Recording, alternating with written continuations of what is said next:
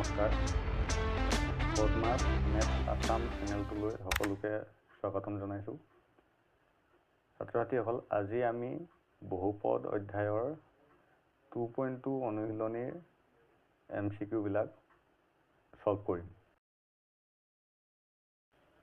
ইয়াত বহুপদটো দিয়া আছে x square minus p whole into x plus 1 plus c। ইয়াক আমি অলপ সিম্পলিফাই কৰি লওঁ। x স্কোয়াৰ মাইনাছ p টো x লগত পূৰণ কৰিলে px মাইনাছ p1 কৰিলে p প্লাছ c। ইয়াত আমি এটা দ্বিঘাত বহুপদৰ সাধাৰণ আৰ্হিটোৰ লগত যদি ইয়াক তুলনা কৰোঁ, তেন্তে ইয়াত a ইকুৱেল হ'ব 1 কাৰণ x স্কোয়াৰ লগত সহগ 1 আছে। b ইকুৱেল হ'ব মাইনাছ p কাৰণ bx ৰ লগত যদি তুলনা কৰোঁ x ৰ আগত মাইনাছ p আছে। আৰু c মানে হ'ল ধ্ৰুৱক। ইয়াত ধ্ৰুৱক ৰাশি কোনকেইটা হ'ব? ইয়াত ধ্ৰুৱক ৰাশি দুটা আছে, সেইকেইটা হ'ল মাইনাছ p প্লাছ c।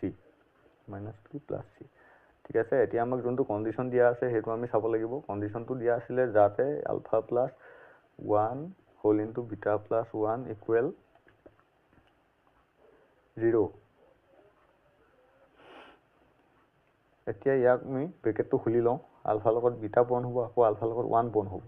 আলফাৰ লগত বিটা ইনটু কৰিলে আলফা বিটা প্লাছ আলফা, আকৌ 1 ৰ লগত বিটা ইনটু কৰিলে প্লাছ বিটা প্লাছ 1 ৰ লগত 1 ইনটু কৰিলে 1 ইকুৱেল 0। আলফা ইনটু বিটা মানে শূন্য দুটাৰ পূৰণফল। শূন্য দুটাৰ পূৰণফলৰ সূত্ৰটো আমি জানো, যিটো আছিলে c/a plus alpha plus beta মানে আছিলে শূন্য দুটাৰ যোগফল। শূন্য দুটাৰ যোগফলৰ সূত্ৰটো আমি জানো, যিটো আছিলে মাইনাছ b/a প্লাছ 1 ইকুৱেল 0। এতিয়া c ৰ মানটো হ'ল minus p plus c divided by a মানটো হ'ল 1 প্লাছ b মানটো হ'ল মাইনাছ p, কিন্তু সূত্ৰটো মতে মাইনাছডাল আছে কাৰণে আৰু ডাল লাগিব minus divided by 1 plus 1 equal 0। 1টো তলত আমি নিদিলেও হ'ব, minus p plus c bracket খুলিলে মাইনাছে মাইনাছে প্লাছ p হৈ যাব। Plus 1 equal 0। Plus p minus p cancel out হ'ব, থাকিব c প্লাছ 1 ইকুৱেল 0। গতিকে c ৰ মানটো ওলাব মাইনাছ 1। এটা অপশ্যন আমাৰ কোনটো শুদ্ধ হ'ব? Option c minus 1। এতিয়া আহোঁ আমি নেক্সট কুৱেশ্যন নম্বৰ 5। ইয়াতো আমাক এটা বহুপদ দিয়া আছে আৰু তাৰ তিনিটা শূন্য দিয়া আছে, a মাইনাছ b, a আৰু a প্লাছ b। আৰু বহুপদটো দিয়া আছে px equal x cube minus 3x square minus 6x plus 8। আমি নিৰ্ণয় কৰিব লাগে a ৰ মান আৰু b ৰ মান। চাৰিটা অপশ্যনৰ ভিতৰত প্ৰথমতে মই কোনটো মান বহুৱালে বহুপদটোৰ মান শূন্য হয় তাক উলিয়াবলৈ চেষ্টা কৰিম। প্ৰথমতে দিয়া আছে a ইকুৱেল 1। যদি x ৰ জেগাত মই 1 বহাওঁ, তেতিয়াহ'লে কিমান ওলাব বহুপদটোত? 1 cube minus 3 into 1 square minus 6 into 1 plus 8। 1 cube মানে 1a, 3 ইনটু 1 স্কোৱাৰ মানে minus 3 minus 6 plus 8 minus 2 minus 6 plus 8 minus 8 plus 8, গতিকে 0। গতিকে a মান 1 হ'ব পাৰিব, কাৰণ 1 বহাওঁতে আমাৰ এনচাৰটো 0 ওলাইছে, মানে 1টো এটা শূন্য হৈছে বহুপদটোৰ। এতিয়া আমি a প্লাছ b আৰু a মাইনাছ b মান উলিয়াব লাগিব। সেইটো উলিয়াবলৈ হ'লে b মানটো আমি জানিব লাগিব। a মানটো যিহেতু আমি 1 বুলি গম পালোঁ। আমাৰ অপশ্যন কেইটা দিয়া আছিল এইকেইটা অপশ্যন। আমি 1 বহাওঁতে এনচাৰটো 0 ওলাইছে, মানে a মানটো 1 হ'ব পাৰিব। ফাৰ্ষ্ট অপশ্যনটো আমাৰ হৈছে। a মানটো মাইনাছ 1 হ'ব পাৰিবনে? a মানটো মাইনাছ 1 হ'ব নোৱাৰে, কাৰণ মাইনাছ 1 বহালে ইয়াত এনচাৰটো 0 নোলাব। নেক্সট a ইকুৱেল b, মানে a মানটো 1 যিহেতু হ'ল, গতিকে b মানটো 1 হ'ব পাৰিবনে? b মানটো যদি 1 হৈ যায়, তেন্তে শূন্যকেইটা আমাক কি দিয়া আছিল? a minus b, a plus b। a minus b কৰি দিলে কি হৈ যাব তেতিয়াহ'লে? a মানটো 1 আৰু b মানটো যদি 1 হৈ যায়, এনচাৰটো হ'ব 0। গতিকে ইয়াত যদি x ৰ ঠাইত মই 0 বহাওঁ, 0 বহালে এনচাৰটো লাষ্টত 0 নোলায়, কাৰণ 8টো অকলশৰীয়াকৈ বাকী আছে। গতিকে ইয়াৰ পৰা এটা কথা গম পালোঁ যে b মান a লগত সমান হ'ব নোৱাৰে, গতিকে এইটো option cancel. Next a equal minus 1, এইটো অপশ্যন কেঞ্চেল আগতে হৈ গ'ল। এতিয়া আমাক অপশ্যনকেইটা চালে দেখিম যে তাত কেৱল 1 আৰু কেৱল 2, এই অপশ্যন দুটা শুদ্ধ হোৱা বিকল্প এটাই আছে, সেইটো হ'ল অপশ্যন বি। তাত দিয়া আছে 1 আৰু 2 শুদ্ধ বুলি, গতিকে এই দুটাই হ'ব আমাৰ কাৰেক্ট এনচাৰ। গতিকে ইয়াত আমি অপশ্যন কেঞ্চেল আউটৰ দ্বাৰা কৰিবলৈ যত্ন কৰিলোঁ। ইয়াক যদি আমি ভালদৰে কৰিবলৈ যাওঁ হয়তো বহুত দেৰি লাগিব পাৰে, যিহেতু MCQ, ইয়াক আমি অপশ্যন কেঞ্চেল আউটৰ দ্বাৰাও কৰিবলৈ যত্ন কৰিব লাগিব। এতিয়া আহোঁ আমি কুৱেশ্যন নম্বৰ 6। কুৱেশ্যন নম্বৰ 6ত এটা উক্তি আৰু এটা যুক্তি দিয়া আছে, দুয়োটাই আমি শুদ্ধ হয় নে অশুদ্ধ হয় আমি এবাৰ চাই ল'ব লাগিব। ইয়াত প্ৰথম যুক্তিটো যদি আমি চাওঁ, সেই যুক্তিটো সম্পূৰ্ণ শুদ্ধ, কাৰণ ax square plus bx plus c বহুপদৰ সদায় যোগফল, দ্বিঘাত বহুপদৰ যোগফল মাইনাছ b বাই a হয় আৰু পূৰণফল c বাই a হয়। এতিয়া চাওঁ আমি উক্তিটো শুদ্ধ হয়নে নহয়। ইয়াত বহুপদটো দিয়া আছে x square minus 6x plus p। ইয়াত a ইকুৱেল হ'ব 1, কাৰণ ইয়াত হৰকটো আছে 1 x স্কোৱাৰৰ, b ইকুৱেল মাইনাছ 6 আৰু c ইকুৱেল p। আমাক কণ্ডিশ্যন এটা দিয়া আছে, কণ্ডিশ্যনটো হ'ল alpha plus beta whole square minus 2 alpha beta equal 40। শূন্য দুটাৰ যোগফলৰ সূত্ৰ minus b by a whole square minus 2 into alpha into beta মানে শূন্য দুটাৰ পূৰণফলৰ সূত্ৰ আছিলে C by a equal 40, minus b মানটো আছিলে মাইনাছ 6 বাই এ মানটো আছিলে 1 whole square minus 2 into c মানটো আছে p divided by 1 equal 40। Minus minus plus হৈ যাব, 6 স্কোৱাৰ কৰিলে হ'ব 36 minus 2 into p 2p equal 40।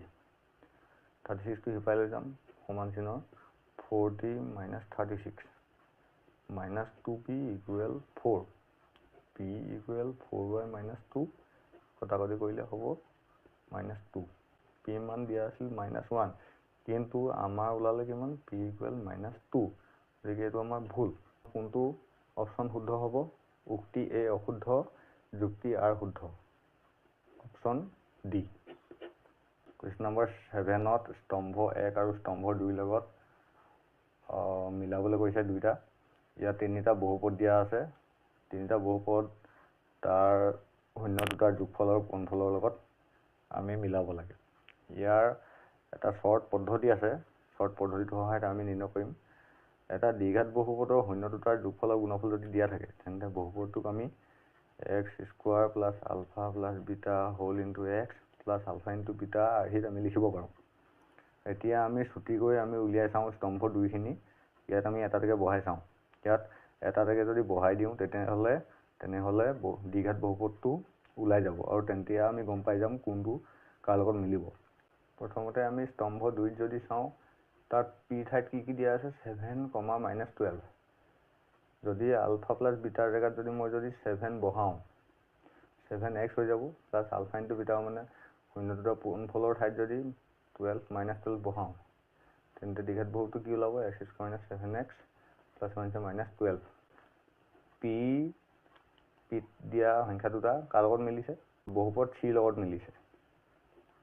Next আহোঁ কিউত কি দিয়া আছিল? কিউত দিয়া আছিল 7, 12। একেটা ইয়াত যদি মই বহাই দিওঁ x square minus 7x plus 12, কিউৰ সংখ্যা দুটা মিলিছে বহুপদ এ লগত। নেক্সট দিয়া আছিল আৰৰ ঠাইত মাইনাছ 7, 12। এইটো প্ৰথমটো হ'ল শূন্যতাৰ যোগফল আৰু এইটো হ'ল শূন্যতাৰ পূৰণফল, দুয়োটা আকৌ আগৰ দৰে ইয়াত পুট কৰি দিম। x square minus alpha plus beta মান minus 7 whole into x plus 12, x square minus plus 7x plus 12 কাৰ লগত মিলিছে? বহুপদ বিৰ লগত। তেন্তে আমাৰ কোনটো বিকল্প শুদ্ধ হ'ব? এ মিলিছে কিউৰ লগত, বি মিলিছে আৰৰ লগত আৰু চি মিলিছে পিৰ লগত। হাতৰ এনচাৰটো হ'ব অপশ্যন বি। নেক্সট আছে কুৱেশ্যন নম্বৰ 8। কুৱেশ্যন নম্বৰ 8ত উক্তি 1 আৰু উক্তি 2 দুটা দিয়া আছে। উক্তি কেইটা শুদ্ধ হয়নে নহয় আমি এবাৰ চাব লাগিব। প্ৰথম উক্তিটো দিছে ৰৈখিক বহুপদ ৰাশি এটাৰ লেখ এডাল সৰল ৰেখা। গতিকে এই উক্তিটো শুদ্ধ হয়নে নহয়? ৰৈখিক বহুপদ কেনেকুৱা ধৰণৰ আছিলে, যাৰ মাত্ৰা 1 হয়, মানে 2x + y = 5 এনেকুৱা ধৰণৰবিলাক, য'ত চলকৰ সৰ্বোচ্চ ঘাত 1 থাকে। ৰৈখিক বহুপদৰ পৰা আমি সদায় এডাল সৰলৰেখাই পাওঁ। যদি আমি লেখ অংকন কৰোঁ, এডাল সৰলৰেখা পাম, হয়তো এনেকুৱা হ'ব পাৰে। এইটো মই উদাহৰণৰ বাবেহে দিছোঁ। নেক্সট উক্তিটো দিছে, এটা বহুপদত চলক সৰহ হিচাপে নাথাকে। সেই উক্তিটো সম্পূৰ্ণ শুদ্ধ। উদাহৰণস্বৰূপে ই এটা বহুপদ নহয়। কিয় নহয় এই বহুপদ? কাৰণ চলকটো ক'ত আছে? চলকটো আছে হৰত। যিহেতু xৰ ওপৰত এটা ঘাত আছে, গতিকে ইয়াক মই এনেকৈ লিখিব পাৰিম 2x - 1 + 9y = 0।